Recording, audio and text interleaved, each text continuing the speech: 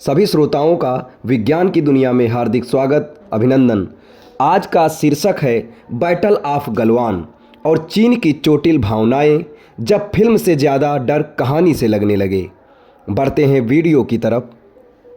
भारत में एक फिल्म का टीजर आता है और बीजिंग में माथे पर बल पड़ जाते हैं।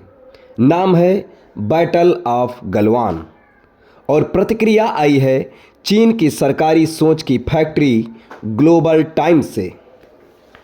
अब सवाल ये नहीं कि फिल्म कैसी है, सवाल ये है कि ये फिल्म से चीन इतना असहज क्यों हो गया है।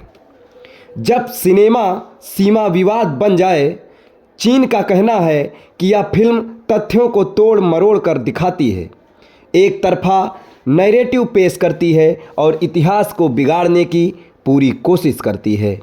दिलचस्प बात यह है कि यही बातें चीन खुद पिछले कई दशकों से इतिहास के साथ करता आया है, लेकिन जब वही काम कोई और करे तो उसे प्रोपोगेंडा कहा जाता है। वाह क्या कॉन्सेप्ट है। फिल्म से डर या यादों से। 2020 की गलवान झड़प में न गोलियां चलीं न युद्ध की घोषणा हुई, लेकिन जो हुआ वो इतिहास में दर्ज है। शायद समस्या ये नहीं कि फिल्म क्या दिखाएगी, शायद समस्या यह है कि कुछ दृश्य भुलाए नहीं जा सकते और सिनेमा का काम ही यही होता है, भूली हुई बातों को स्क्रीन पर जिंदा कर देना और जिंदा रखना। क्रिएटिव फ्रीडम जब दूसरों की हो तो गलत। चीन की आपत्ति सुनकर ऐसा लगता है जैसे हॉलीवुड में चीनी सैनिक हीरो बने, ठीक। चीन फिल्मों में पड़ोसी विलेन बने, ठीक। लेकिन भारतीय फिल्म में भारतीय सैनिक बहादुर दिखे, ये लोगों को अस्वीकार्य है। यानी क्रिएटिव फ्रीडम सिर्फ मेड इन चाइना होनी चाहिए, बाकी दुनिया को निर्देश मानने होंगे। ग्लोब टाइम्स की ग्लोबल परेशानी।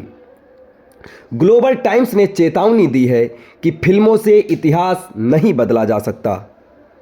इस पर भारत में लोग मुस्कुरा रहे हैं क्योंकि किसी ने इतिहास बदलने की कोशिश की भी नहीं, सिर्फ उसे याद दिलाया गया है। और सच तो यह है कि इतिहास फिल्मों से नहीं बदलता, लेकिन फिल्में इतिहास की चुप्पी तोड़ देती हैं।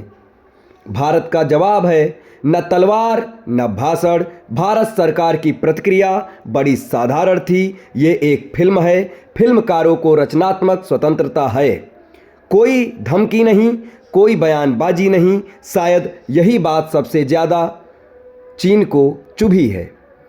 इसका असली सवाल ये है कि अगर एक फिल्म ही इतनी बेचैनी कर सकती है तो सोचिए अगर कभी पूरी कहानी बिना एडिट के सामने आ गई तो क्या होगा।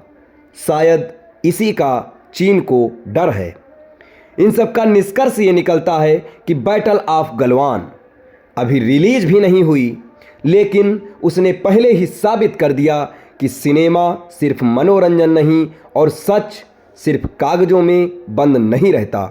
कुछ कहानियाँ ऐसी होती हैं जो बिना बोले भी असर छोड़ जाती हैं, और जब किसी को सबसे ज़्यादा तकलीफ़ एक कहानी से होने लगे तो समझ लीजिए कहानी में कुछ तो सच्चाई ज़रूर छिपी हुई है। आप सभी लोग जब ये कहानी रिलीज हो, जिसका फिल्म का शीर्षक है बैटल ऑफ गलवान, ज़रूर देखें। और इस कहानी से आपको क्या समझ में आया, प्रतिक्रिया कमेंट बॉक्स में ज़रूर दें। हमारे चैनल के साथ जुड़े रहें। धन्यवाद।